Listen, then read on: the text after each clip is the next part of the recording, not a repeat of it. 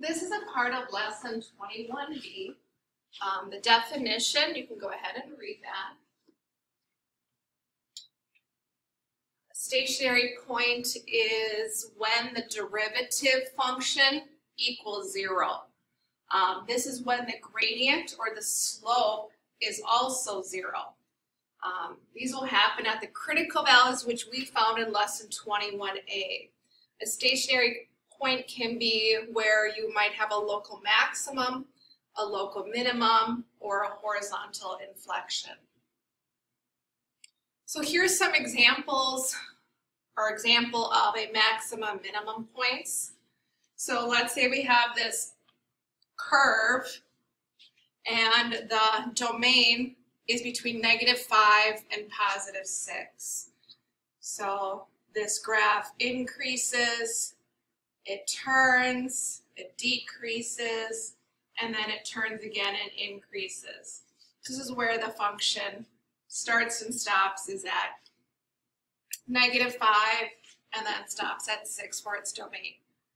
Notice that there is a critical point at this maximum. So the critical point is at x equals -2. Then where it changes again is at this critical point. That's where the local minimum is, and that critical point is x equals 2. Global maximums or minimums are when you see a function derivative equaling 0 and it turns. So it might be something like this. It increases and then decreases. You might have a minimum at when the derivative equals 0. So this would be an example of a minimum. All right, next definition is horizontal or stationary points of inflection. This is where the derivative function equals 0. Doesn't always indicate there's a local maximum minimum. So here's an example. We have this function, it increases, it changes, and then it continues to increase. This point right here is your point of inflection.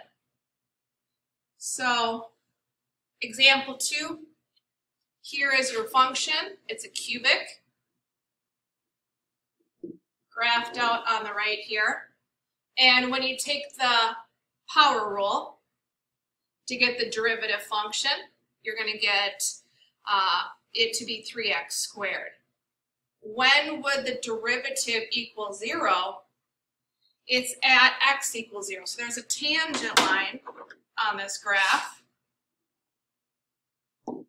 at the ordered pair 0, 0, which is your origin. It doesn't show an increase or decrease. It's just a horizontal inflection where the curve changes its shape.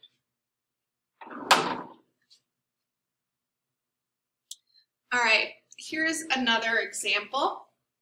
Sign diagrams of the following important pieces of local max and min. So we've touched on our sign diagrams in lesson 21A. So here is a function. It increases, changes, and then decreases. So those are local maximum at the critical point, -2. Then it changes and it decreases. So this sign diagram is going to have a negative there. And then it changes again. So here's where a local minimum is. That critical point is at 1. And then notice what happens here. It changes its shape.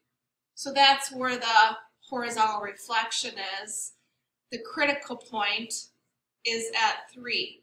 Notice that in the sign diagram, it doesn't change. It's still positive and positive.